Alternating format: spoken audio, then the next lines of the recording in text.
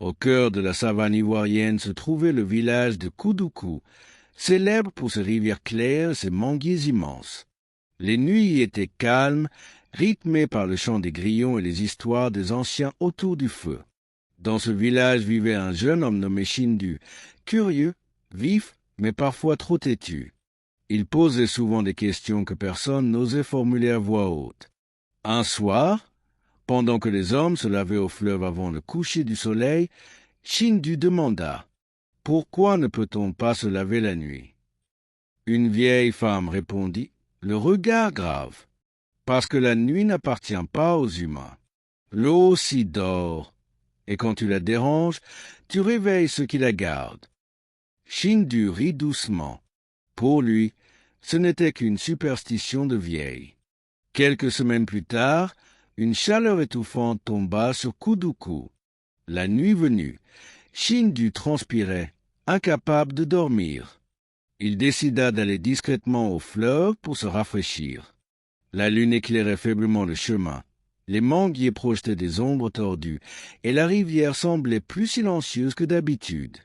Arrivé au bord de l'eau, Shindu sentit une brise froide. Il se pencha et trempa ses mains dans l'eau sombre. Il frissonna, mais continua. Il enleva son pagne et entra dans le fleuve. L'eau était glaciale, comme si elle venait d'un autre monde. Alors qu'il se lavait, Shindu entendit un bruit étrange, comme des bulles éclatant sous la surface. Probablement un poisson, pensa-t-il. Soudain, l'eau se mit à tourbillonner autour de lui. Des mains translucides sortirent lentement de la rivière et saisirent ses chevilles. Shindu cria, mais le vent étouffa sa voix. Devant lui, la surface de l'eau s'ouvrit comme un miroir fissuré, et une silhouette immense apparut, un gardien de l'eau, mi-homme, mi-serpent, avec des yeux brillants comme deux calebasses de feu. Il parla d'une voix caverneuse. « Pourquoi déranges-tu le sommeil de l'eau, enfant des hommes ?»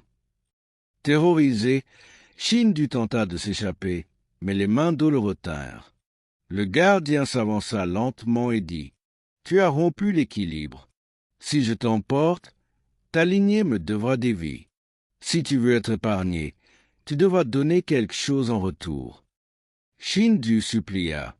Il proposa ses bijoux, sa voix, même sa jeunesse. Le gardien secoua la tête. « Rien de tout cela ne nous intéresse. Nous prenons la mémoire. » Avant qu'il ne puisse répondre, le gardien toucha son front. Tout devint noir. À l'aube, les villageois trouvèrent Shindu errant près du fleuve, trempé, les yeux vides. Il ne reconnaissait plus personne, pas même sa mère. Il avait oublié son nom, sa famille, son passé. Les anciens comprirent immédiatement. Il a lavé son corps alors que l'eau dormait. Les esprits ont pris sa mémoire. Shindu fut recueilli et soigné, mais il ne redevint jamais celui qu'il était. On disait qu'à la tombée de la nuit, il murmurait parfois des mots dans une langue inconnue, comme si les esprits parlaient encore à travers lui. Chapitre 6. La leçon gravée dans le vent. Depuis ce jour, plus personne à Koudoukou n'osa se laver la nuit, même en saison chaude. Les anciens répétèrent l'histoire de Shindu aux enfants autour du feu pour qu'ils n'oublient jamais. L'eau a ses heures. La nuit, ce n'est pas le temps des humains.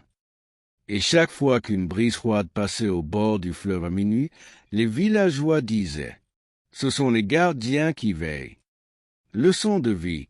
Respecter les traditions et des forces invisibles.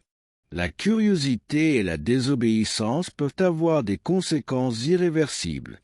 L'eau est une entité vivante dans les croyances africaines nocturnes.